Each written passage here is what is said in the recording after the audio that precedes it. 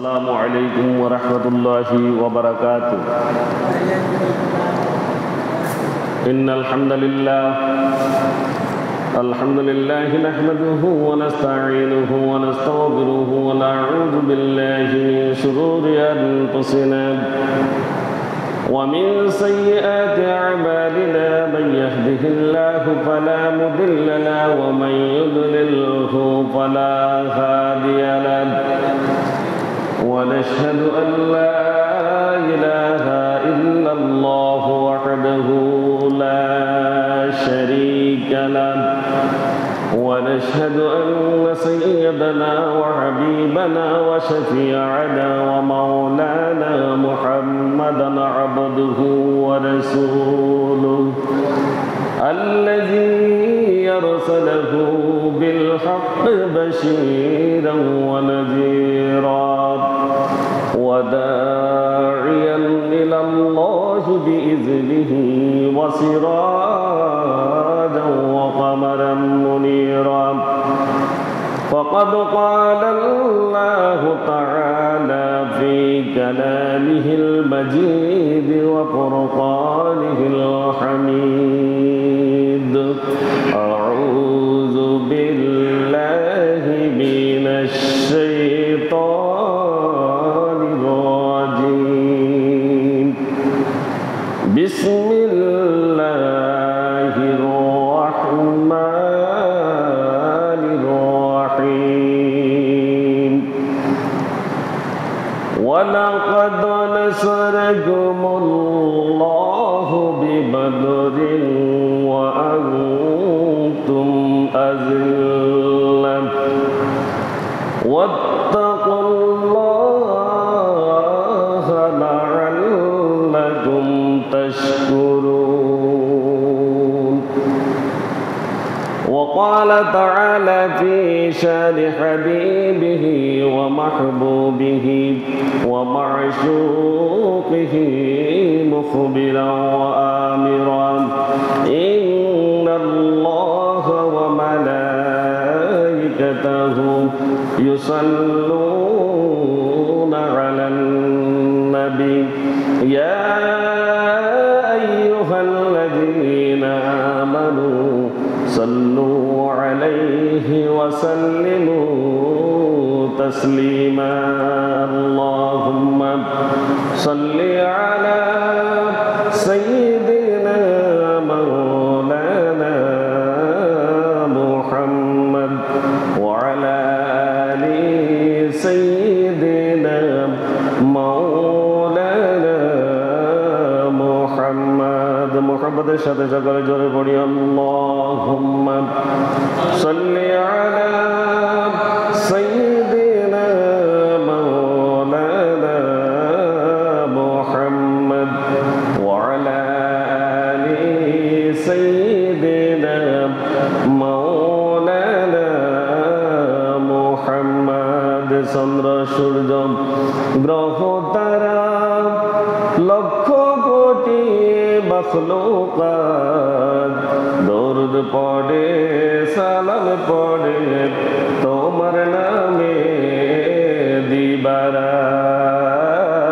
আল্লাহুম্মা সাল্লি আলা সাইয়্যিদিনা মাওলানা মুহাম্মদ ওয়া আলা আলি সাইয়্যিদিনা মাওলানা মুহাম্মদ। বালাগাল উলা بكماله كشف الدجى بجماله حسنت جميع خصاله صلوا عليه وآله محمد سيد القومين والثقلين والفريقين من عرب ومن عجم بلغ العلا بكماله كشف الدجى بجماله حسنت جميع خصاله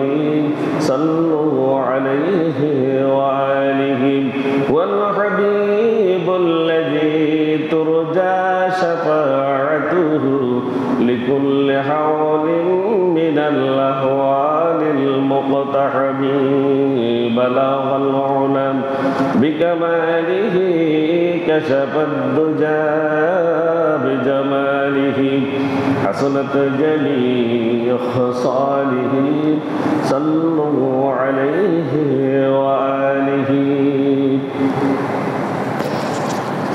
ঐতিহ্যবাহী সোনুয়া কেন্দ্রীয় জামে মসজিদে পবিত্র জুমার সালাত আদায় উপলক্ষে সমবেত সম্মানিত মুসল্লিয়ানে কেরাম, অত্র এলাকার সর্বস্তরের তৌহিদি জনতা, পর্দার আড়ালের মা ও বোনেরা, আসসালামু আলাইকুম ওয়া রাহমাতুল্লাহি ওয়া বারাকাতুহু। আল্লাহ রাব্বুল আলামিনের শুকরিয়া আদায় করছি, প্রত্যেক বলি আলহামদুলিল্লাহ।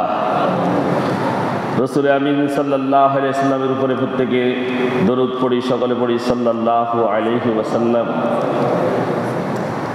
সম্মানিত হাজরিন, আজ হচ্ছে 20 রমজান 1446 হিজরি, 7ই চৈত্র 1431 বঙ্গাব্দ, 21 মার্চ 2025।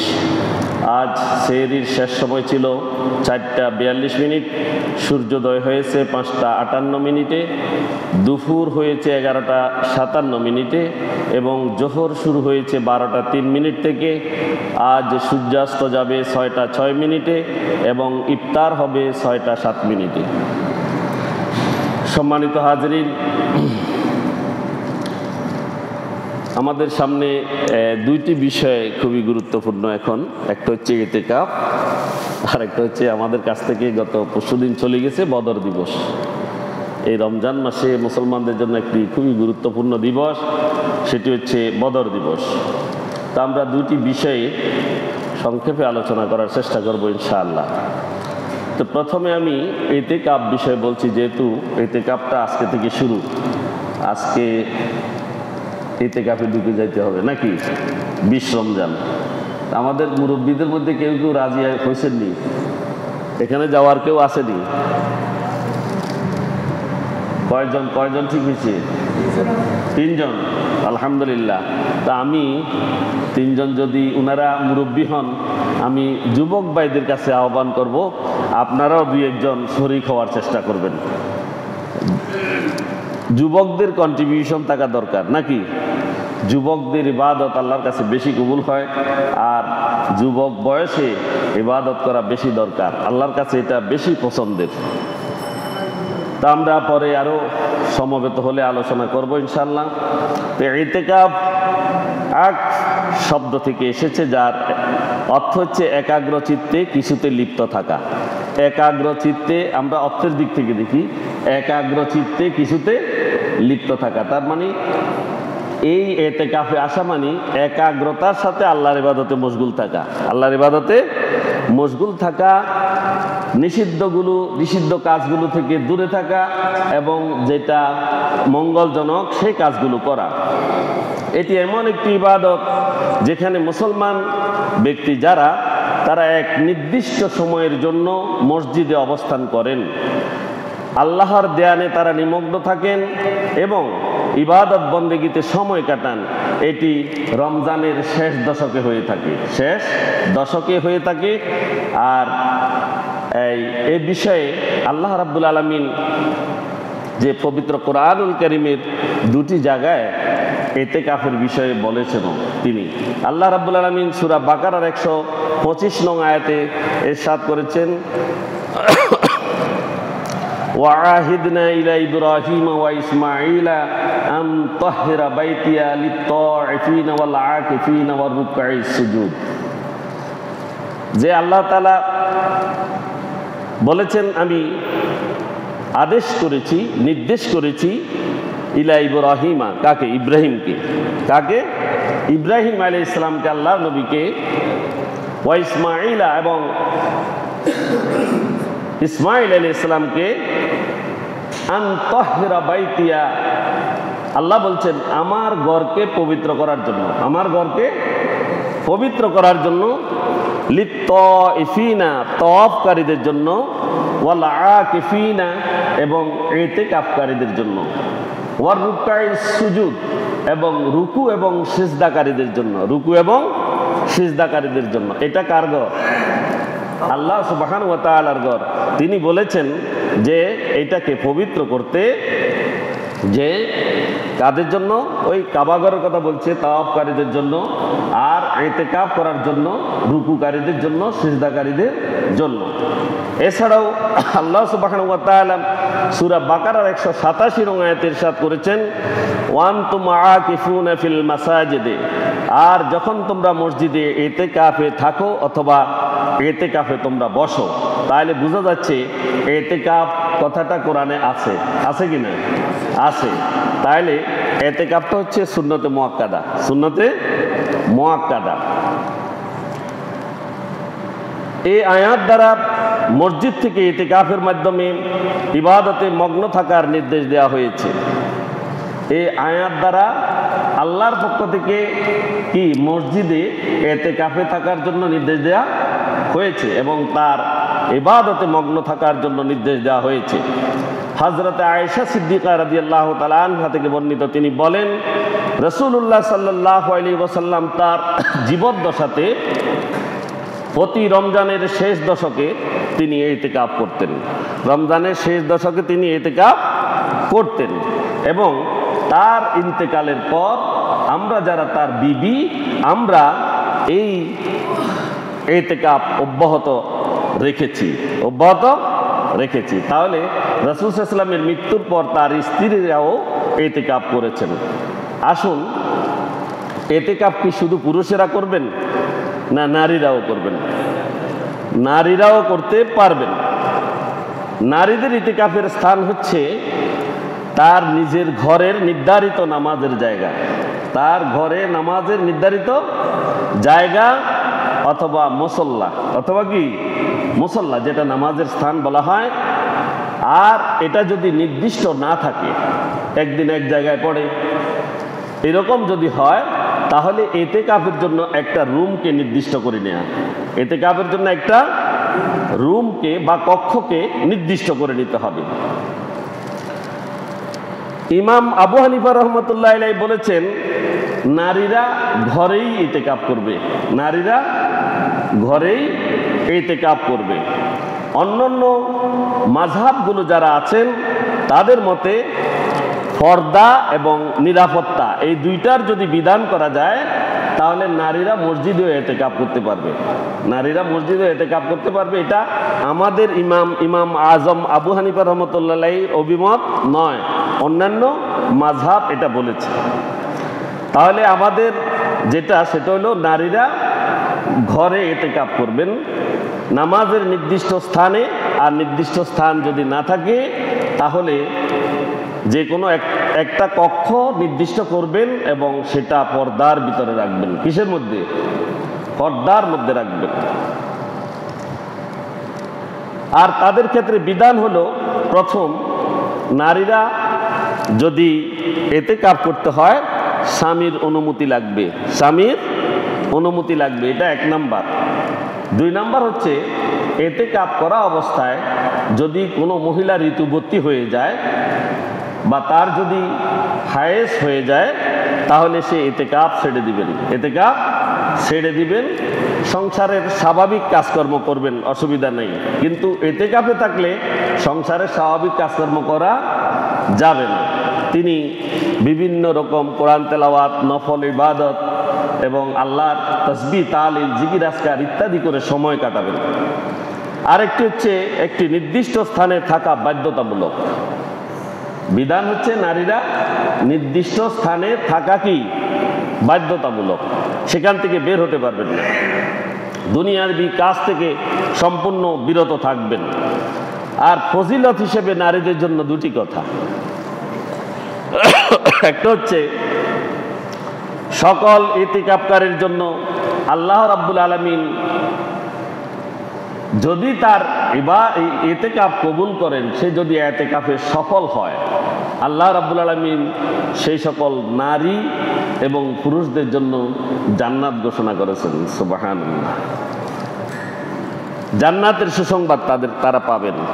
এবং একটি হাদিস এসেছে যে তাদের পূর্বের এবং পরের সমস্ত গুনাহ আল্লাহ রাব্বুল আলামিন ক্ষমা করে দিবেন। সুবহানাল্লাহ। আর যদি কেউ ইতিকাফ করেন এবং এটা যদি সফল হয়, মিশকাত শরীফে উল্লেখ রয়েছে 2000 জানাজার নামাজে উপস্থিত হলে যে সওয়াব এবং 2000 অসুস্থ রোগীকে দেখলে যেই সওয়াব, এটি তার নামে লিপিবদ্ধ করা হবে। সুবহানাল্লাহ। যদি ইতিকাফ সহি হয়, সফল হয়, তাহলে ইতিকাফ, কোরআনে স্পষ্ট ইতিকাফের কথা উল্লেখ আছে, এটা আমরা বুঝলাম। এক নাম্বার, ইতিকাফের কথা কোরআনে স্পষ্ট উল্লেখ আছে। আমি 2টি আয়াত তেলাওয়াত করেছি।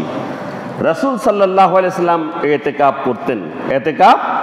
করতেন। তার মৃত্যুর পর তার স্ত্রীরাও করতেন এবং তিনি সাহাবীদেরকে নির্দেশ দিয়েছেন ইতিকাফ করার জন্য। তাহলে আমাদের উপরে ইতিকাফ কি? সুন্নতে মুআক্কাদা। সুন্নতে মুআক্কাদা। ইতিকাফের আরেকটা ফায়দা হবে যে যারা ইতিকাফ করবেন তিনি লাইলাতুল কদর পেয়ে যাবেন। সুবহানাল্লাহ। আর লাইলাতুল কদর যদি পান তাহলে তিনি 1000 মাসের চাইতেও উত্তম সময় পেয়ে গেলেন। তার মানে 82 বছর হায়াতের সমস্ত এই সবগুলোতে ইবাদত লেখা হবে। সুবহানাল্লাহ। তাহলে তিনি যদি লাইলাতুল কদর পেয়ে যান তাহলে 1000 মাস, তার মানে 82 বছর হায়াত তার ইবাদতের মধ্যে গণ্য হবে। এই জন্য ইতিকাফ করার দরকার আছে কিনা? আছে। এটি হচ্ছে উত্তম ইবাদত। আর ইতিকাফের মাধ্যমে ব্যক্তি তার দুনিয়ার জীবনে যে সকল লোভ আছে, লালসা আছে, দুনিয়ার জীবনে যে সকল গ্লানি আছে এবং যে সকল কাজকর্ম আছে, এগুলো থেকে সে বিমুখ হয়ে তার সান্নিধ্য হবে কার সাথে? আল্লাহর সাথে তার সম্পর্ক হবে। এবং সম্পর্ক বাড়ানোর উত্তম মাধ্যম হচ্ছে ইতিকাফ। আর তিনি এখানে নিশ্চিন্তে ইবাদত করতে পারেন। আর ইবাদতগুলো যদি লাইলাতুল কদরে পড়ে যায় তাহলে তিনি 1000 মাসের চাইতেও বেশি সওয়াব লাভ করে ফেললেন। তাছাড়াও জান্নাতের সুসংবাদ তিনি গ্রহণ করতে পারবেন। সুতরাং আমাদেরকে ইতিকাফ করা দরকার। যাদের সামর্থ্য আছে তারা ইতিকাফ করবেন। বিশেষ করে যারা মুরব্বীরা তো আসেনি, করবেন। আবার যুবক যারা, তাদের প্রতি অনুরোধ, আপনারা যদি করতে পারেন ফায়দা বেশি।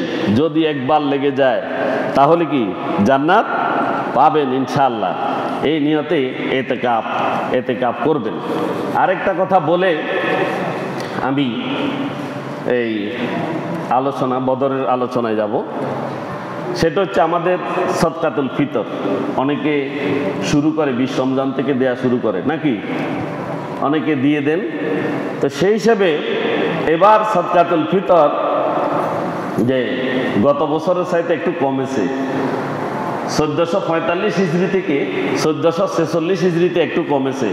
এটা ইসলামিক ফাউন্ডেশন ঘোষণা করেছে যে যারা গম এবং আটা দ্বারা এই সদকাতুল ফিতর আদায় করতে চান তাদের এটা 70 টাকা ধরে, আটা এবং গম এগুলোর মূল্য যদি 70 টাকা ধরা হয়, গত বছরে সেটা ছিল 115 টাকা, এই বছর সেটা 110 টাকা। কত?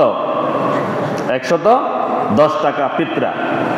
এরপরে জব যদি ধরা হয়, জবের দ্বারা যদি সদকাতুল ফিতর আদায় করে তাহলে ব্যক্তির গত বছরে ছিল 400 টাকা, এবছর একটু বেড়ে গেছে 530 টাকা। কত? 530 টাকা। আর যদি কেউ কিসমিসের দ্বারা যদি কেউ সদকাতুল ফিতর আদায় করে তাহলে তার অর্থ দাঁড়াবে, গত বছর ছিল 2145 টাকা, এবছর 1980 টাকা। 1980 টাকা, তার মানে 1980 টাকা।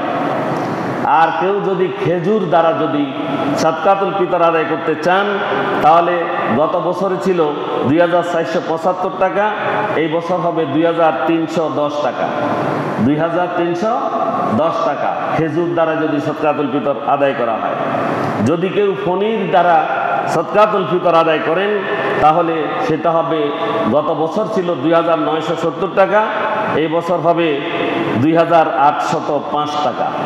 এটি ঘোষণা করেছে ইসলামিক ফাউন্ডেশন বাংলাদেশ, এবং এটার উপরেই আমাদের এবছর সদকাতুল ফিতর। যারা গম দিবেন, গম এবং আটা যারা দিবেন 110 টাকা, সোজা কথা 110 টাকা সদকাতুল ফিতর। তা আমরা ইনশাল্লাহ সদকাতুল ফিতর নিয়ে আগামী জুমায় চেষ্টা করবো, যেহেতু বৃহস্পতিবারে সম্ভবত লাইলাতুল কদর, বৃহস্পতিবার দিবাগত রাত্রিতে, তাহলে আমরা কদরের আলোচনা করবো ইনশাল্লাহ। আর শুক্রবারে আমরা সদকাতুল ফিতর নিয়ে আলোচনা করব। শুক্রবার, বৃহস্পতিবার, শুক্রবার দুদিনই পাব। তো আসুন সম্মানিত হাজিরিন, গত 17ই রমজান আমাদের কাছ থেকে বদর দিবস গিয়েছে। বদর দিবসটা মুসলমানদের জন্য অত্যন্ত বেদনার ছিল এবং বিজয়ের ছিল। কিসের? বেদনারও ছিল, বিজয়েরও ছিল। এটি কি কারণে সংগঠিত হয়েছে এবং এটাতে মুসলমানদের কি ছিল, কি কারণে মুসলমানরা বিজয়ী হয়েছে এবং আমাদের জন্য শিক্ষা কি, এ বিষয়ে আমি সংক্ষেপে বলার চেষ্টা করব, যেহেতু সময় একদম কমে গেছে। আরেকটা বিষয় আলোচনা করেছি। মহান আল্লাহ সুবহানাহু ওয়া তাআলা সূরা আলে ইমরানের 12 এবং 13 নং আয়াতে ইরশাদ করেছেন, বিসমিল্লাহির রাহমানির রাহিম, কুল লিল্লাযীনা কাফারু সাতুগলাবুনা ওয়া তুহশারুনা ইলা জাহান্নামা ওয়া বিইসাল মিহাদ। قد كان لكم آية في فئتين التقاتا، فئة تقاتل في سبيل الله وأخرى كافرة يرونهم مثليهم رأي العين، والله يؤيد بنصره من يشاء، وإن في ذلك لعبرة لأولي الأبصار।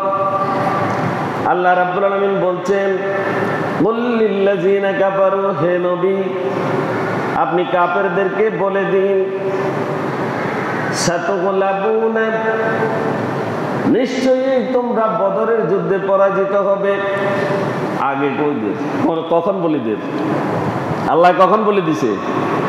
কাফেরদেরকে বলে দিছে আগে যে বদর যুদ্ধে তোমরা পরাজিত হবে, বদর যুদ্ধে তোমরা পরাজিত হবে। আল্লাহ আগে ঘোষণা দিয়ে দিছে। আল্লাহু আকবার করবেন না? এরপরে বলা হচ্ছে, রাসূলকে বলছে আপনি বলুন, ওয়া তুহশারুনা, এবং তোমাদেরকে সমবেত করা হবে, ইলা জাহান্নামা, জাহান্নামে। কোথায়? জাহান্নামে তোমাদেরকে সমবেত করা হবে। ওয়া বিইসাল মিহাদ, আর ওই জাহান্নাম হচ্ছে সবচাইতে নিকৃষ্ট জায়গা এবং কঠিন জায়গা। সবচাইতে নিকৃষ্ট এবং কঠিন জায়গা কোনটা? জাহান্নাম। তোমরা বদরের যুদ্ধে পরাজিত হবে এবং তোমাদেরকে জাহান্নামে সমবেত করা হবে। এটা বদরের যুদ্ধের আগে রাসূলকে আল্লাহ বলেছেন।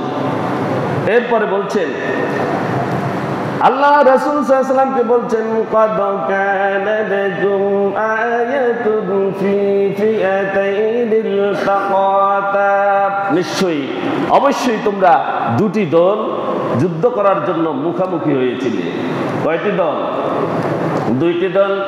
ফিআতুন তুকাতিলু ফি সাবিলিল্লাহ, তাদের একটি দল আল্লাহর পথে সংগ্রাম করার জন্য দাঁড়িয়েছে, আল্লাহর পথে সংগ্রাম করার জন্য দাঁড়িয়েছে। আর ওয়া উখরা কাফিরাতুন, অপর দল হচ্ছে কাফের। অপর দল কি? কাফের। ইয়ারাউনাহুম মিসলাইহিম রায়াল আইন। আল্লাহু আকবার, আল্লাহু আকবার। আল্লাহ বলছেন মুসলমানদের সংখ্যা কত? মুসলমানরা যে একত্রিত হয়েছে, সামনে আসছে কয়জন? 313 জন। কয়জন? 313 জন। তার ভিতরে শিশুও আছে। কি আছে? শিশু আছে, কিশোর আছে, তার ভিতরে প্রত্যেকেই প্রায় অপ্রশিক্ষিত কয়েকজন ছাড়া, বেশিরভাগই অপ্রশিক্ষিত। অস্ত্র আছে তলোয়ার দুইটা, তলোয়ার মাত্র দুইটা, ঘোড়া আছে কয়টা? 60টা। কয়টা? উট আছে কয়টা? 50। উট আছে 50। আর কাফেরেরা এসেছে 1000 প্রশিক্ষিত সৈন্য নিয়ে, 1000 প্রশিক্ষিত সৈন্য নিয়ে, সবার হাতে তলোয়ার, সবার হাতে তলোয়ার। আর তারা ঘোড়ার মধ্যে তারা দৌড়াইতেছিল, ঘোড়ার মধ্যে তারা দৌড়াইতেছিল, সবার কাছে ঘোড়া। আর মুসলমানদের অবস্থা খুবই নাজুক। এমন সময় আল্লাহ রাব্বুল আলামিন মুমিনদের ঈমান পরীক্ষা করলেন। মুসলমানরা চাইল যে কাফেরদের মধ্যে দুইটি দল, একটা মক্কা থেকে আসছে আর একটা সিরিয়া থেকে আসছে। মক্কা থেকে যারা আসছে তারা আসছে যুদ্ধ করার জন্য, আর সিরিয়া থেকে যারা আসছে তারা আসছে কি জন্য? ব্যবসা করে আসতেছে। এখন মুসলমানরা চিন্তা করলো যারা নিরস্ত্র আমরা তাদের সাথে করব। আল্লাহ বলছেন খবরদার, তাদের সাথে করা যাবে না, আমি তাদের একটা হাত কেটে দিব। সুবহানাল্লাহ বলেন। তাদের হাত মানি দুই দলকে দুই হাত ধরা হয়েছে, আমি তাদের একটা হাত শেষ করে দিব। আল্লাহর পরিকল্পনা। সুবহানাল্লাহ। আল্লাহ পরিকল্পনা করেছেন, হে মুমিনেরা তোমরা যুদ্ধ করবে অস্ত্রবাজদের সাথে। কাদের সাথে? অস্ত্রবাজদের সাথে। আল্লাহ বলছেন আমি সাহায্য করব। আমি কি করব? সাহায্য করব। আল্লাহ বলছেন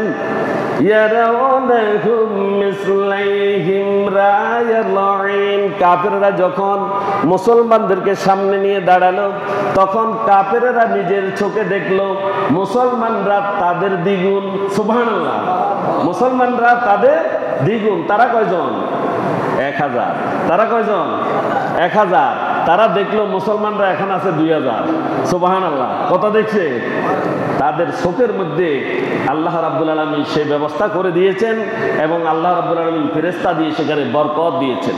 সুবহানাল্লাহ। শুধু 1000 নয়, আল্লাহ পরে আরেক আয়াতে বলেছেন, রাসূল সাল্লাল্লাহু আলাইহি ওয়াসাল্লাম সাহাবীদেরকে বললেন যে আল্লাহ 3000 ফেরেশতা দিয়ে সাহায্য করবেন। কয় হাজার? 3000 ফেরেশতা দিয়ে সাহায্য করবেন।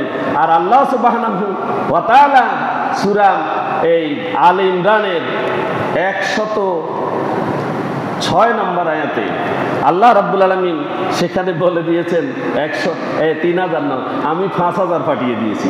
সুবহানাল্লাহ। কত?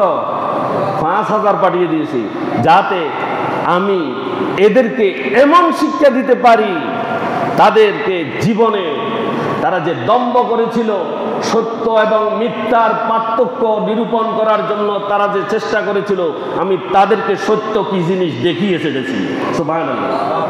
সত্য কাকে বলে এবং সত্যের সেখানে শক্তি কম হলেও, মানুষ কম হলেও মিথ্যা কিভাবে চলে যায় সেটা আমি রব্বুল আলামিন ব্যবস্থা করে দিয়েছি। সুবহানাল্লাহ। কে বলেছেন? আল্লাহ বলছেন وَأُخْرَى كَافِرَةٌ يَرَوْنَهُمْ مِثْلَيْهِمْ رَأْيَ الْعَيْنِ। কাফেররা ছিল যারা তাদের চোখে মুসলমানদেরকে তাদের দ্বিগুণ দেখেছিল। ওয়াল্লাহু ইউআইদু বিনাসরিহি মান ইয়াশা। আল্লাহ যাকে ইচ্ছা তিনি নিজেই সাহায্য সহযোগিতা করেন। আল্লাহ যাকে ইচ্ছা তিনি নিজেই তাকে সাহায্য সহযোগিতা করেন, যাকে ইচ্ছেন। ইন্না ফি যালিকা লাইবরাতাল লিউলিল আবসার। এবার কি বলছে? এবার বলে আমি যে দুনিয়াতে মানুষ সৃষ্টি করছি, মানুষদেরকে আকল দিয়েছি, তাদেরকে অন্তর দিয়েছি, চোখ দিয়েছি, তাদেরকে কান দিয়েছি, আমার এই সৃষ্টি জগৎ উপলব্ধি করার জন্য, আমার এই সৃষ্টি রহস্য উদ্ঘাটন করার জন্য। আমি যে তাকে সৃষ্টি করেছি তার সৃষ্টি তাকে হিসাব করার জন্য, যে তুই কিভাবে সৃষ্টি হলা, কিভাবে মায়ের পেটে আসলা, সেখান থেকে দুনিয়াতে কিভাবে আসলা, আর এই দুনিয়ায় ছোট থেকে আস্তে আস্তে বড় কিভাবে হলা, আর এই দুনিয়ার সমস্ত নবমণ্ডল এবং ভূমণ্ডলে যাহা কিছু চলছে এগুলো কি আপনা আপনি চলছে? এই সব কিছু কে করছেন? তাকে উপলব্ধি করার জন্য আমি তোদেরকে চোখ দিছি 4টা। কয়টা কয়টা চোখ দিছে? কথা বলতেছেন, আমার কথা গরমও জাননি। চোখ কয়টা দিছে? 4টা চোখ। 2টা দিছে এই দুনিয়াকে দেখার জন্য, আর 2টা দিয়েছে আল্লাহ রাব্বুল আলামিনকে দেখার জন্য। সুবহানাল্লাহ। আল্লাহ সে কথা বলছেন, ইন্না ফি যালিকা লা'iবরাতাল লিউলিল আবসার। নিশ্চয় এই বদরের যুদ্ধে আল্লাহ রাব্বুল আলামিন অল্প সংখ্যক লোক দিয়ে বিশাল লোকের মাঝে যুদ্ধ করে যে বিজয় দান করেছেন এবং মুসলমানদেরকে যেভাবে সাহায্য সহযোগিতা করেছেন, সেখানে মুআজ এবং মুআব্বাস নামে 2 জন তরুণ সাহাবী ছিল, একদম ছোট। যুদ্ধে যাওয়ার জন্য রাসূল সাল্লাল্লাহু আলাইহি ওয়াসাল্লাম লোক খুঁজছেন, পাচ্ছেন না। তারা 2 ভাই যুদ্ধে যাওয়ার জন্য তাদের ঈমানের স্পিড দেখেন। যুদ্ধে যাওয়ার জন্য রাসূল যখন লোক সংগ্রহ করছেন, তারা 2 জন পাথরের উপরে দাঁড়িয়েছে বড় দেখানোর জন্য। সুবহানাল্লাহ। রাসূল সাল্লাল্লাহু আলাইহি ওয়াসাল্লাম তা দেখে আশ্চর্য হচ্ছিলেন। আস্তে আস্তে এরা পাথরের উপর দাঁড়িয়ে আগ্রহ প্রকাশ করছে বদরের যুদ্ধে যাওয়ার জন্য। রাসূল সাল্লাল্লাহু আলাইহি ওয়াসাল্লাম তাদের আগ্রহ দেখে তারা 2 ভাই মুআজ এবং মুআব্বাস বড় ভাইকে যুদ্ধের জন্য নিলেন, ছোট ভাইকে বাদ করে দিলেন। আর ছোট ভাই বলে, না, আমি তাকে কুস্তিতে হারাতে পারি, আমাকে নিতে হবে, আমি তাকে কুস্তিতে হারাতে পারি। রাসূল সাল্লাল্লাহু আলাইহি ওয়াসাল্লাম তার আগ্রহ দেখে কৌতূহলের সাথে 2 জনের সাথে কুস্তি দিলেন। আর ছোট ভাই বড় ভাইকে কানে কানে বলল যে, মুআব্বাস, তুই তো বড়, তুই তো আমাকে কুস্তিতে হারাই দিবি, আমি জানি তুই আমাকে হারাচ্ছিস। 2 জনে কেউ কাউকে আসার দেব না। রাসূল তাদের এই অবস্থা দেখে 2 জনকে যুদ্ধের জন্য নিলেন। সুবহানাল্লাহ। এদের কথা শেষ করি আমি। এরা বদরের যুদ্ধে সবার পরে গেলেন, গিয়ে যুদ্ধের বদর প্রান্তরের শুরু দিয়ে ঢুকার সময় পেলেন হযরত ওমর রাদিয়াল্লাহু তাআলা আনহুকে। তাকে বললেন, এ ওমর, আবু জেহেল কোনটা? আল্লাহু আকবার বলবেন না? তাদের হাতে অস্ত্র নেই। তারা আরেক সাহাবীকে বলল, আমাদের তো তলোয়ার নাই, আমাদেরকে অস্ত্র দিন। তাদের হাতে খেজুরের ডাল তুলে দেয়া হলো। কি দেয়া হয়েছে? খেজুরের ডাল। হযরত ওমর বললেন, ওই গোড়ার উপরে যে লাফালাফি করছে এটাই আবু জেহেল। তারা সেখানে বিদ্যুতের গতিতে গিয়ে প্রথম খেজুরের ডাল দ্বারা আবু জেহেলের গোড়ার পায়ে এমন ভাবে কোপ দিলেন, একটি গোড়ার 4টি পা কেটে গিয়েছে। সুবহানাল্লাহ। কি দিয়ে কেটে গিয়েছে? খেজুরের ডাল দিয়ে। কি দিয়ে? আল্লাহ এখানে নিদর্শন দিয়েছেন কিনা? ইমানদারের শক্তি আল্লাহ এখানে দেখাইয়েছেন কিনা? আর যখন সে গোড়া থেকে পড়ে গিয়েছিল, তখন মুআজ তার সাথে যুদ্ধ করছিলেন। আবু জেহেলের একটি কোপ এসে, ছুরির আঘাত এসে তার হাতের বাহুর উপরে কোপ লেগে চামড়ার সাথে হাতটি ঝুলছিল, আর এক হাতে তলোয়ার নিয়ে যুদ্ধ চালিয়ে যাচ্ছিলেন। আর যখন তিনি যুদ্ধ করছিলেন, এই হাত যখন চামড়ার সাথে ঝুলছিল, তখন এই হাতটার কারণে যুদ্ধে ডিস্টার্ব হচ্ছে, এই জন্য নিজের হাতকে নিজের পায়ের নিচে দিয়ে ছিঁড়ে ফেললেন। আল্লাহু আকবার। এরা ছিল ইমানদার। এরা ছিল কি? ইমানদার। তারা দুজনেই আবু জেহেলকে চিরতরে শেষ করেছে যুদ্ধের ময়দানে।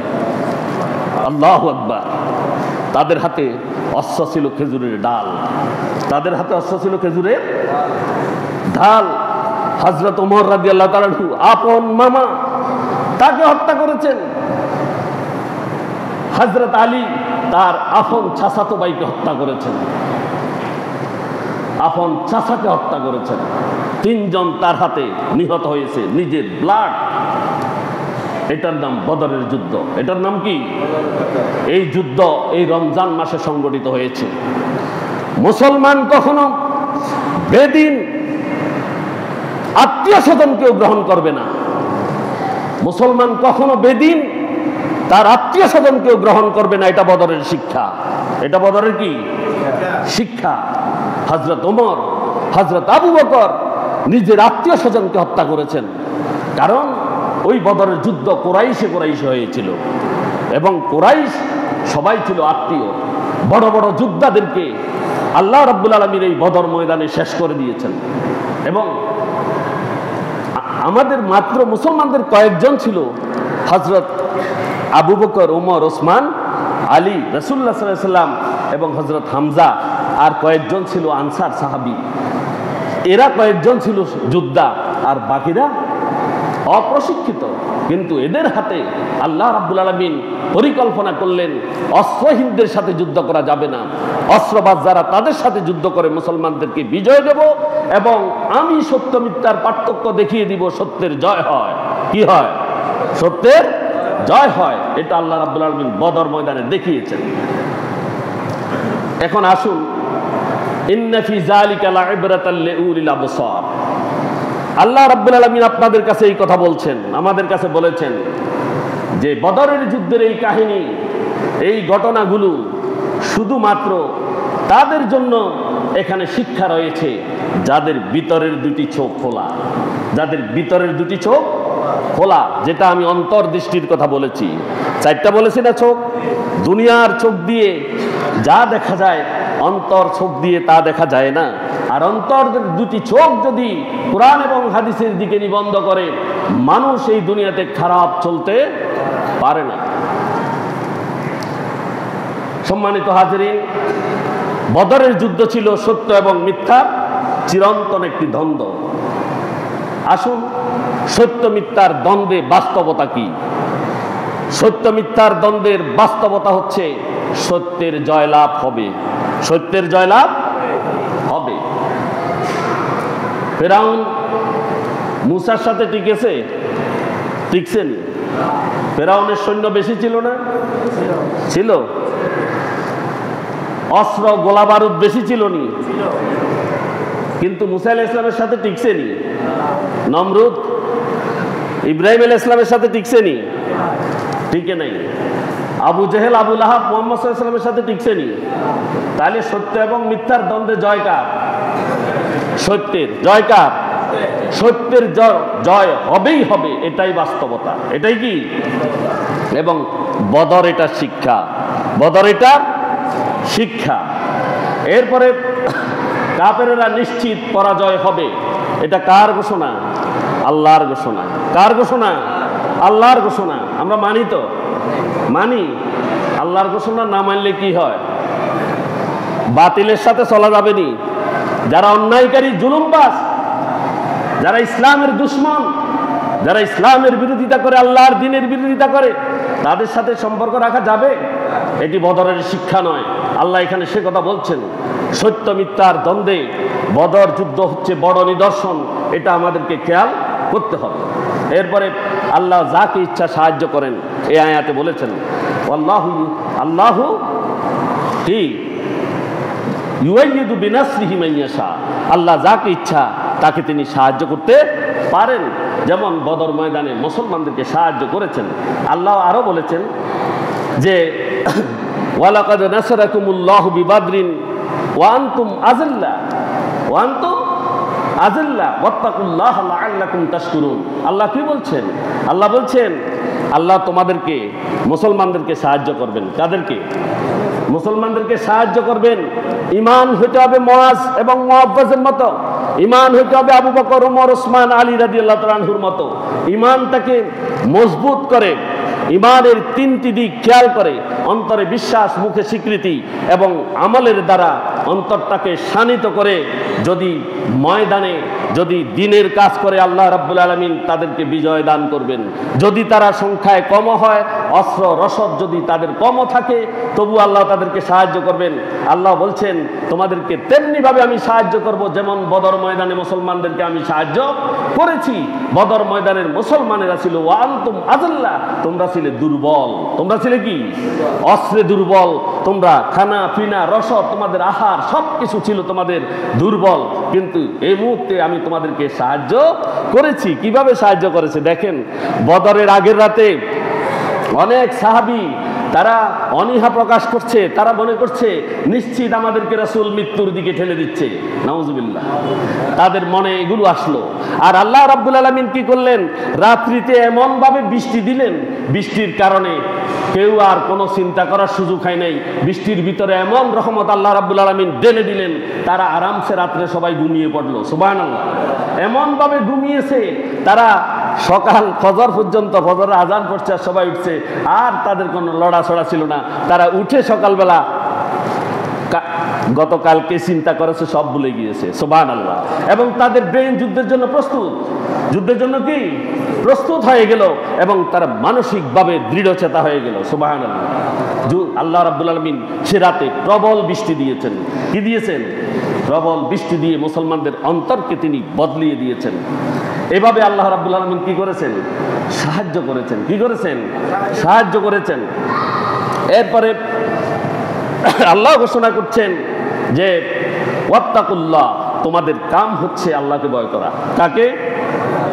আল্লাহকে ভয় করা।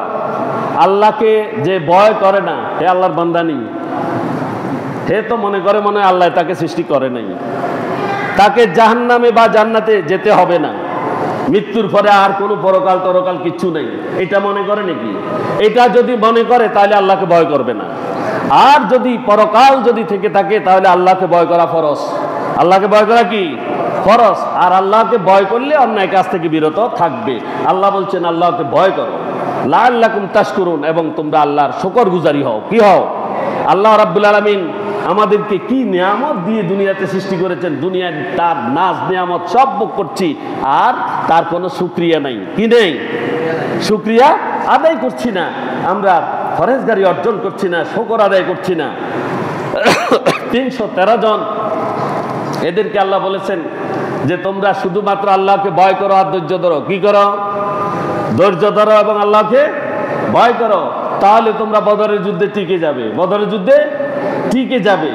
রাসূল সাল্লাল্লাহু আলাইহি ওয়াসাল্লাম আল্লাহর কাছে দোয়া করেছিলেন, হে আল্লাহ, রাসূলের দোয়া কি আল্লাহ বাদ দেনি? আগের রাতে বলল যে আল্লাহ, আমি খুঁজে শিশু, কিশোর এবং যারা যোদ্ধা নয় এইরকম সহমোট 313 জন তোমার বান্দাকে একত্রিত করেছি। এই যুদ্ধে যদি আল্লাহ পরাজিত হয়ে যায় তাহলে তোমার দিনের কথা বলার জন্য আর কেউ থাকবে না। আল্লাহর সাথে সাথে রাসূলের দোয়া কবুল করেছেন, এবং পরের দিন আল্লাহ রাব্বুল আলামিন নিজেই বদরের যুদ্ধ পরিচালনা করেছেন। সুবহানাল্লাহ। সেনাপতি রাসূল ছিলেন, কিন্তু বিজয় দিয়েছেন কে? আল্লাহ সুবহানাহু ওয়া তাআলা। আল্লাহ রাব্বুল আলামিন ফেরেশতাদের দ্বারা সাহায্য পাঠিয়েছেন। সূরা আল ইমরানের 124 নং আয়াতে আল্লাহ ইরশাদ করেছেন, ইয তাকুলু লিল মুমিনিনা লা ইয়াকফিকুম আইয়ুমিদ্দাকুম রাব্বুকুম বিসালাসাতি আলাফিন মিনাল মালাইকাতি মুরসালিন। আল্লাহ বলছেন যে রাসূল সাল্লাল্লাহু আলাইহি সাল্লাম মুমিনদেরকে বলেছিলেন যে আল্লাহ তোমাদের জন্য 3000 সৈন্য পাঠাবেন। আর আল্লাহ বলছেন এই সৈন্য কি যথেষ্ট নয়? রাসূলকে প্রশ্ন করছেন। আল্লাহ রাসূল সাল্লাল্লাহু আলাইহি সাল্লামকে জানান যে মুসলমানদের সাহস এবং দৃঢ়তা দুইটা জিনিস, সাহস এবং দৃঢ়তা দুইটি বাড়ানোর জন্য আল্লাহ রাব্বুল আলামিন যে 3000 ফেরেশতা পাঠালেন। আর আল্লাহ এরপরে ঘোষণা করছেন যদি তারা ধৈর্য এবং তাকওয়া, ধৈর্য এবং তাকওয়া মানে আল্লাহর ভয় আর ধৈর্য, এই দুইটা নিয়ে যদি ময়দানে থাকে তাহলে আমি তাদেরকে 5000 সৈন্য দিব। সুবহানাল্লাহ। কে বলছেন? আল্লাহ সুবহানাহু ওয়া তাআলা। পরে 5000 সৈন্য দিয়ে সাহায্য করেছেন। সৈন্যরা কেমন ছিল? এরপরে আল্লাহু আকবার বলবেন, সব ফেরেশতাদের সাথে আল্লাহ রাব্বুল আলামিন চিহ্ন লাগিয়ে দিয়েছেন। সুবহানাল্লাহ। আর মুসলমানেরা মানে বুঝতে পারলো যে আল্লাহর সাহায্য হচ্ছে এই ফেরেশতারা, আল্লাহর সাহায্য হচ্ছে এই ফেরেশতারা। তাদের সাথে অচেনা যারা তারাই ফেরেশতা। অচেনা তো কুরাইশরাও আছে, কিছু যোদ্ধা আছে না আনসারদের কাছে। আনসারদের কাছে ওরা কি অপরিচিত না? কুরাইশরা কিন্তু ফেরেশতাদেরকে তারা চিনেছে, চিহ্ন দিয়েছেন আল্লাহ রাব্বুল আলামিন, তার যাতে ফেরেশতাদের উপরে আক্রমণ না হয় এইভাবে দিয়েছেন। বিজয়ের মূল চাবিকাঠি ধৈর্য এবং তাকওয়া। আল্লাহ রাব্বুল আলামিন সূরা আলে ইমরানের 125 নং আয়াতে বলেছেন, বালা ইন তাসবিরু ওয়া তাত্তাকু ওয়া ইয়াতুকুম মিন ফাওরিহিম হাযা ইউমদিদুকুম রাব্বুকুম বিখামসাতি আলাফিন মিনাল মালাইকাতি মুসাওwimin। যেটা আমি বলেছি যে আল্লাহর সাহায্য তখনই আসে যখন মানুষ ধৈর্য এবং তাকওয়ার সাথে এগিয়ে যায়, ধৈর্য এবং তাকওয়ার সাথে এগিয়ে যায়। এই জন্য রমজানও তাকওয়া দিছে, ঠিক কিনা? কুতিবা আলাইকুমুস সিয়াম কামা কুতিবা আলাল লাযিনা মিন ক্বাবলিকুম লাআল্লাকুম তাত্তাকুন। এই তাকওয়া অর্জন করার জন্য বলছে এই রমজানে, সেটাও রমজানে, এটাও রমজানে নাজিল হয়েছে। রমজানের কথা সব। তাকওয়া এবং ধৈর্য দুইটি যদি ধরে আল্লাহ রাব্বুল আলামিন তখনই তাদেরকে বিজয় দান করেন এবং সাহায্য তাদের জন্য পাঠিয়ে দেন। শুধু দুনিয়ার জীবনে বাহ্যিক শক্তি আছে, দেহ মোড়া, লোক লস্কর বেশি, বিশাল এক সংখ্যাধিক্য, এগুলোর উপরে নির্ভর করলে কখনো বিজয় আসবে না। এটা মুসলমানদের ইমানের মধ্যে থাকতে হবে। কি থাকতে হবে? সংখ্যাধিক্য, মোটা তাজা, বিশাল এক লোকের বহর যাদের আছে কিন্তু তাদের সাথে আল্লাহ নাই, তাহলে তাদের বিজয় অসম্ভব। তাদের বিজয় অসম্ভব। বিজয় আসবে কেবল তাদের জন্য যারা সংখ্যায় কম হলেও তাদের মধ্যে তাকওয়া এবং ধৈর্য থাকবে, তাকওয়া এবং ধৈর্য থাকবে। আল্লাহ সেই কথা বলছেন। আর আত্মিক শক্তি এবং আল্লাহর উপর বিশ্বাসই প্রকৃত সাফল্যের কারণ। তার আত্মার মধ্যে, আত্মাটা শক্তিশালী হতে হবে কোরআনের দ্বারা। কি দ্বারা? কোরআনের দ্বারা, আল্লাহর শক্তি দ্বারা তার আত্মা শক্তিশালী থাকবে। তাহলে সে আল্লাহর উপরে প্রকাণ্ড অর্থাৎ দৃঢ় বিশ্বাস রাখবে, আর এই বিশ্বাস তাকে বিজয়ে বা সাফল্য এনে দিবে। আল্লাহ রাব্বুল আলামিন বলেছেন, আমি সংক্ষেপে বলছি, সম্ভব নয়, 2 দিনে বলা শেষ হবে না। আল্লাহর সাহায্য হলো মুসলিম এবং মুমিনের জন্য প্রকৃত বিজয়। আল্লাহ রাব্বুল আলামিন এই কথা সূরা আলে ইমরানের 126 নং আয়াতে বলেছেন, 27 নং 29 নং আয়াত পর্যন্ত এইভাবে আল্লাহ রাব্বুল আলামিন সবগুলা আমাদের জন্য বলেছেন। তবে আমি কিছু শিক্ষার কথা বলে আমি শেষ করছি। 1 নম্বর, সত্য এবং মিথ্যার লড়াই চলতে থাকবে। সত্য এবং মিথ্যার লড়াই চলতে থাকবে। এখন চলেননি? এখন আসেনি? আছে। তবে সমস্যা হলো আমরা সত্য কোনটা মিথ্যা কোনটা বুঝতেছি না, নিতেছি না, মাথার ভিতরে নিচ্ছি না। সত্য কি মিথ্যা কি মাথার মধ্যে নিচ্ছি না, এবং পার্থক্য করতে পারছি না আমরা কোনটা সত্য কোনটা মিথ্যা। এজন্য আমরা আল্লাহর সৃষ্টি হওয়ার পরেও, আল্লাহর সৃষ্ট জীব হওয়ার পরেও আল্লাহর পথকে আমরা এড়িয়ে চলছি শুধু চিন্তা এবং গবেষণা না করার কারণে। সত্য এবং মিথ্যা আমাদেরকে চিনতে হবে, আর সত্যের জয় হবে অবশ্যই। দ্বিতীয় শিক্ষা হচ্ছে বদরের আল্লাহর সাহায্যই হচ্ছে প্রকৃত বিজয়, এবং এটি হচ্ছে বিজয়ের মূল চাবিকাঠি। কোনটা? আল্লাহর সাহায্য, আল্লাহর সাহায্য। তৃতীয় হচ্ছে সংখ্যা এবং বাহ্যিক শক্তি উপরে নির্ভর না হয়ে ঈমান ও তাকওয়ার উপরে নির্ভরশীল হতে হবে।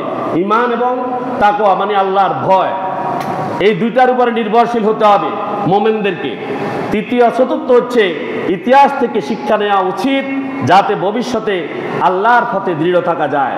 যে অতীত জীবনে যারা আল্লাহর বিপথে গিয়েছে সবাই ভ্রান্ত ছিল, এবং এটা প্রমাণিত সত্য, এটা প্রমাণিত সত্য। মুসা এবং ফেরাউন, এই দুইটার মধ্যে ফেরাউন ধ্বংসশীল, আর ইব্রাহিম এবং নমরুদের মধ্যে নমরুদ ধ্বংস হয়েছে, ইব্রাহিম আলাইহিস সালাম ছিল। মুহাম্মদ সাল্লাল্লাহু আলাইহি ওয়াসাল্লাম এবং আবু জেহেলের মধ্যে কে ছিল? আবু জেহেল শেষ হয়েছে, মুহাম্মদ সাল্লাল্লাহু আলাইহি ওয়াসাল্লাম টিকে ছিল।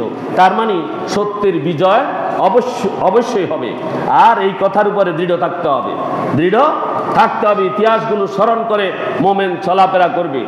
পঞ্চম হচ্ছে আল্লাহর সাহায্য ছাড়া বিজয় সম্পূর্ণ অসম্ভব।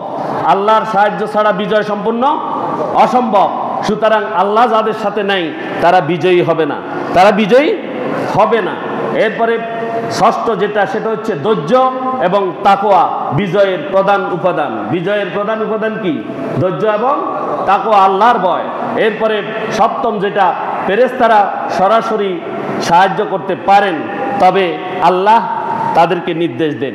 আল্লাহ তাদেরকে নির্দেশ দেন। তাদের নির্দেশদাতাকে আল্লাহ সুবহানাহু ওয়া তাআলা। তাহলে আল্লাহর উপরে এখানেও ভরসা রাখতে হবে। অষ্টম যে কথাটি বলবো, সংখ্যার আধিক্য বিজয়ের নিশ্চয়তা নয়। সংখ্যায় যতই বড় হোক এটা তাদের বিজয়ের নিশ্চয়তা নয়, যা বদর আমাদেরকে শিখিয়েছে। নবম যে কথাটি বলবো সেটা হচ্ছে আল্লাহর পরিকল্পনা দাফে দাফে বাস্তবায়িত হয়। আল্লাহ বলেছেন এখন 3000 ফেরেশতা দিলাম, প্রথমে দেখছে দ্বিগুণ, তারপরে আল্লাহ বাড়াইছে 3000, এরপরে 5000, কত 5000। এইভাবে আল্লাহ রাব্বুল আলামিন ঈমান, ধৈর্য এবং তাকওয়া এগুলার উপরে আল্লাহ রাব্বুল আলামিন মানুষের দিকে তাকান, এগুলা পরীক্ষা করে, সেভাবেই দাফে দাফে মুমিনদেরকে আল্লাহ রাব্বুল আলামিন বিজয় দেন। সুবহানাল্লাহ। এভাবে আল্লাহ রাব্বুল আলামিন বিজয় দেবেন। যুদ্ধের সিদ্ধান্তে কোনো অবস্থাতেই দ্বিধাগ্রস্ত হওয়া যাবে না।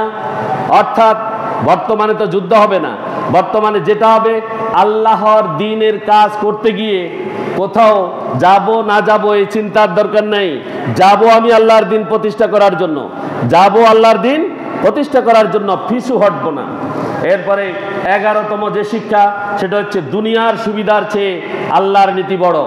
দুনিয়ার সুবিধার চেয়ে কার নীতি বড়? আল্লাহ সুবহানাহু ওয়া তাআলার নীতি বড়। এই নীতির উপরেই নিজের জীবন পরিচালনা করতে হবে। 12তম যেটা, শত্রুর অন্তরে ভয় সৃষ্টি করা কার হাতে? আল্লাহর হাতে।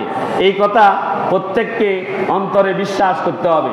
শত্রুর অন্তরে এমনিতে ভয় থাকে, শত্রুর অন্তরে কি থাকে? ভয় থাকে। অতীতে সকল যুদ্ধে মুসলমানের সংখ্যা কম ছিল, কিন্তু কাফেরেরা বেশি থাকার পরেও তারা টিকেনি। টিকেছে? টিকে নেই। আমাদের মনে রাখা উচিত যে আমরা নিশ্চয় তারেক বিন জিয়াদের ইতিহাস শুনেছি। তারেক বিন জিয়াদের যুদ্ধে সেখানে গুটি কয়েকজন এই যোদ্ধার কাছে 2 লক্ষ কাফের নিহত হয়েছিল। কত? 2 লক্ষ কাফের নিহত হয়েছিল। মুসলমানরা যদি ইমানের দৃঢ়তা নিয়ে আগায় তাহলে কাফেরেরা মুসলমানদের সামনে টিকবে না, টিকবে না। কোনো অপশক্তি মুসলমানদের সামনে শক্তি হয়ে দাঁড়াতে পারবে না। এরপরে 13তম যেটা, মুসলমানদের অন্তরে সাহস থাকা জরুরি। মুসলমানদের অন্তরে কি থাকা জরুরি? সাহস থাকা জরুরি। মুসলমানরা অন্য কাউকে কোনো কি ভয় পাবে না, তারা পিছপা হবে না, তারা সাহস নিয়ে সামনের দিকে আগাবে। এটা বদরের শিক্ষা। সত্য মিথ্যার পার্থক্য স্পষ্ট হয় সংগ্রামের মাধ্যমে। কিসের মাধ্যমে? সত্য মিথ্যার পার্থক্য স্পষ্ট হয়, ক্লিয়ার হয় কিসের মাধ্যমে? সংগ্রামের মাধ্যমে। সুতরাং মুসলমানদেরকে সংগ্রাম চালিয়ে যেতে হবে আল্লাহর দ্বীন প্রতিষ্ঠা করার জন্য। কি জন্য? আল্লাহর দ্বীন প্রতিষ্ঠা করার জন্য। তবেই সেখানে পার্থক্য হবে কে মোমেন, কে কাফের, কে সফল, কে নিষ্ফল, কে বিফল, আর কে সংগ্রামে আল্লাহর সাথে আছে, কে সংগ্রামে আল্লাহর বিরুদ্ধে দাঁড়িয়েছে। এগুলো স্পষ্ট হয় সংগ্রামের মাধ্যমে। সর্বোপরি যে জিনিসটা থাকতে হবে সেটা হচ্ছে ধৈর্য এবং তাকওয়া। ধৈর্য এবং তাকওয়া এই দুইটা মুসলমানদের চরম হাতিয়ার, চরম হাতিয়ার। এই হাতিয়ারকে হাতে রেখে আমরা সামনের দিকে আগাতে প্রস্তুত কারা কারা আছি? হাত উঠাই। আল্লাহ আমাদের কবুল করুন। এখান থেকে কেউ হাত উঠায় না, আমার কথা মনে বুঝে না। আল্লাহ আমাদের কবুল করুন। আল্লাহ আমাদের তার এক একজন সৈনিক হিসেবে, তার এক একজন বেহেশতি বান্দা হিসেবে কবুল করুন। করতে বলি আমিন। বদরের শিক্ষাকে ধারণ করার তৌফিক দান করুন। বদরের এক একজন যোদ্ধার মতো আমাদেরকে সাহসী হওয়ার তৌফিক দান করুন। ওয়া আখিরু দাওয়ানা আলহামদুলিল্লাহি রাব্বিল আলামিন। আসসালামু আলাইকুম ওয়া রাহমাতুল্লাহি ওয়া বারাকাতুহু। একটা কথা, ওই যে ইয়ার কথা, তো ইতিকাফের কথা বলছি। ইতিকাফে কারা কারা থাকছেন? আমি যুবক ভাইদের কাছে অনুরোধ করব যে উনারা তো বয়স্ক, এখন মাঠে ময়দানে কাজ নাই, এখন উনারা থাকবেন, তারপর আল্লাহ কবুল করুন। উনারা থাকবেন, উনারা আগেও থেকেছেন, এখনো থাকবেন। আমি নিরুৎসাহিত করছি না, আপনারা থাকবেন, এটা ঠিক আছে। যুবকদেরকে আল্লাহ রাব্বুল আলামিন বেশি মর্যাদাশালী করবেন, যুবকদেরকে বেশি মর্যাদা দিবেন। আর একবার যদি ইতিকাফে সফল হয় তাহলে জান্নাত নিশ্চিত। জান্নাত কি নিশ্চিত। তাহলে আমরা ইতিকাফে আরো অনেকে থাকার চেষ্টা করব ইনশাআল্লাহ। আল্লাহ আমাদের তৌফিক দিন।